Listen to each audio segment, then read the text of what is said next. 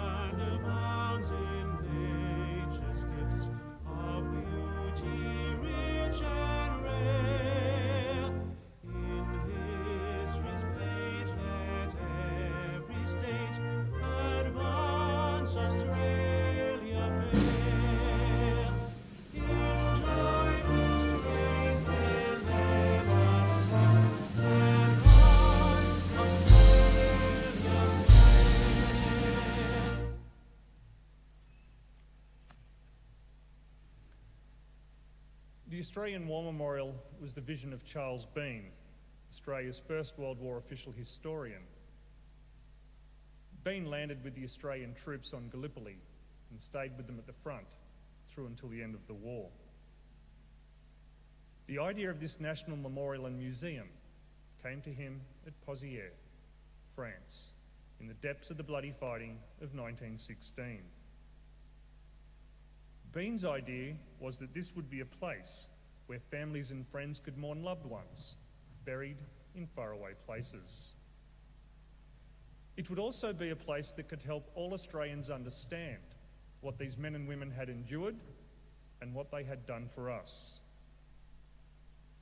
Bean's vision, to which we remain true, is best expressed as inscribed in the entrance to the memorial's galleries. Here is their spirit, in the heart of the land they loved, and here we guard the record which they themselves made. Tonight, we will read the story behind just one of those on the Roll of Honour, which lists the names of more than 102,000 men and women who have given their lives for us in war and on operations for more than a century. But first, we present a lament, Flowers of the Forest. Wreaths or floral tributes will now be laid at the base of the pool of reflection.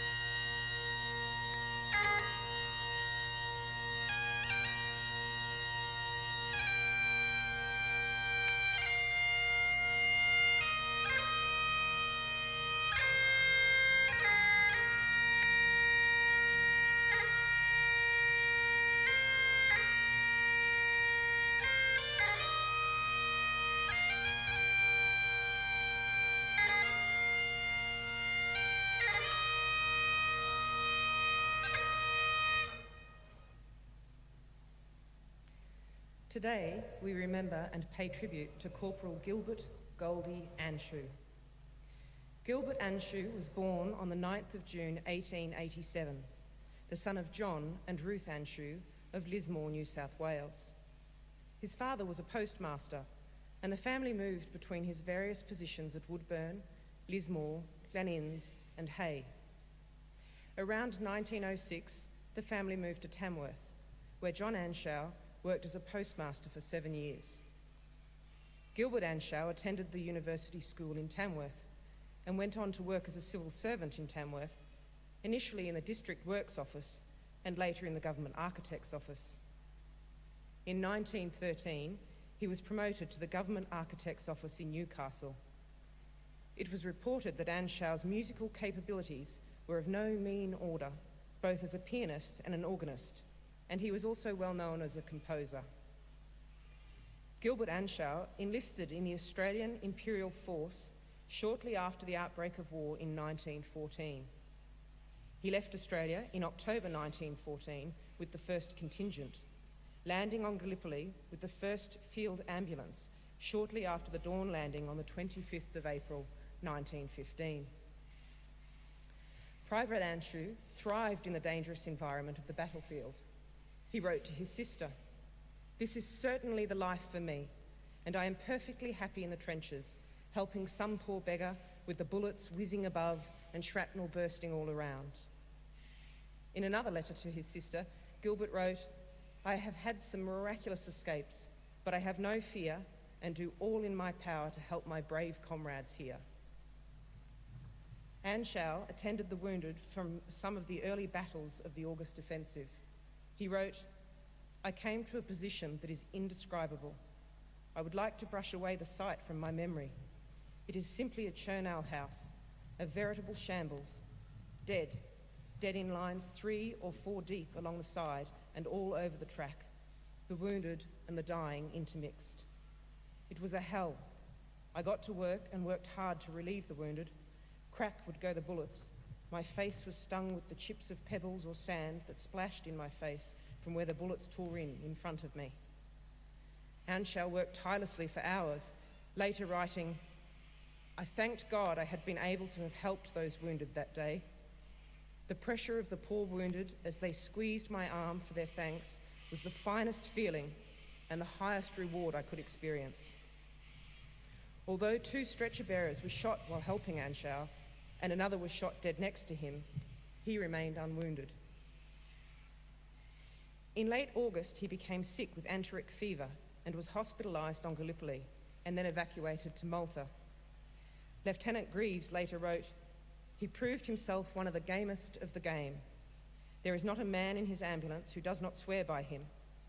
They say he does not know what fear means. He will be mentioned in dispatches for conspicuous gallantry. Anyway, he should be." After about a month, he suffered a serious relapse and was sent to a hospital in England. After 3 months in hospital in Netley, he was well enough to take 6 weeks' leave to see Scotland and Ireland before sailing for Australia to complete his recuperation. After several months in Australia, Anschau was determined to be fit enough to return to the war, sailing with reinforcements to the 3rd Battalion in October 1916. He spent the winter of 1916 and 1917 in England, joining his new battalion on the battlefields of northern France in mid-February 1917.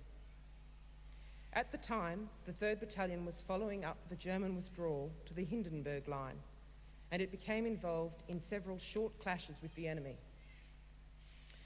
Shortly afterwards, Anschau was wounded, but returned to the line after 2 days. In early May 1917, and not long after Anschau's promotion to corporal, the Australians attacked the Hindenburg Line for the 2nd time near the French village of Bullecourt. On the 5th of May, Corporal Anschau was in the front line when he was badly wounded in the eye. Several people saw him with his eye hanging out, but he refused to go back for medical assistance. Not long afterwards, he left the trench, and while advancing, was hit by an artillery shell and killed outright. Despite the heavy shelling and the desperate situation, Corporal Anschau's mates buried him near Merricourt Wood. However, his grave was lost in subsequent fighting. Despite many requests from Gilbert's family, and even a visit to the front by his sister Barbara, his remains could not be found. Today, he is commemorated on the Australian Memorial in Villers-Bretonneux. Gilbert Anschau was 29 years old.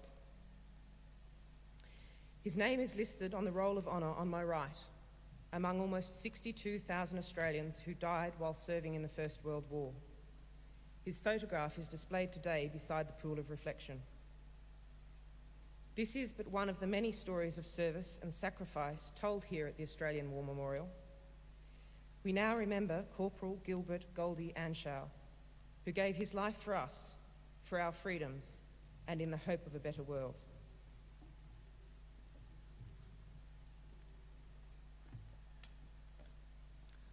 Please stand and remove hats for the reading of the ode and the sounding of the last post.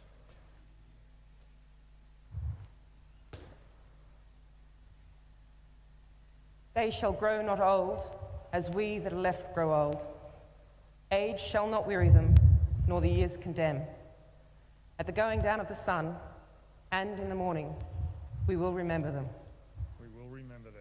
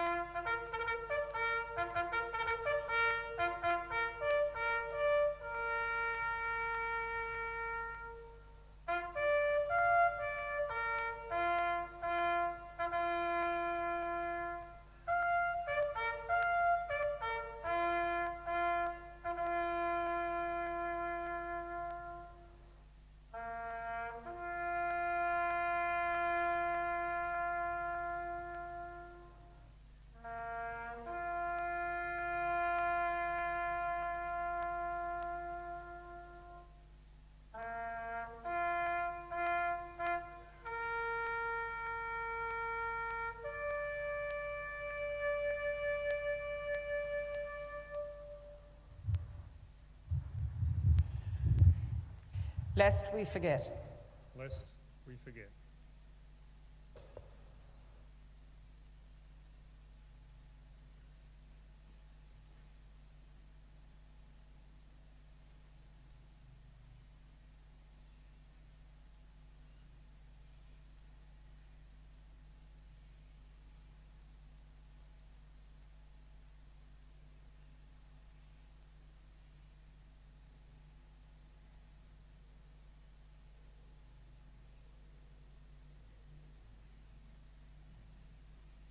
We leave you this evening with the words of the memorial's founder, Charles Bean.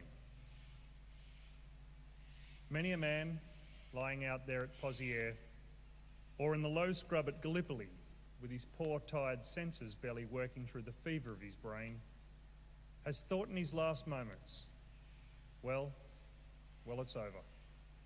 But in Australia, they will be proud of this. Ladies and gentlemen, girls and boys, that concludes the last post ceremony. We thank you for visiting the Australian War Memorial and wish you all a very good evening. Thank you.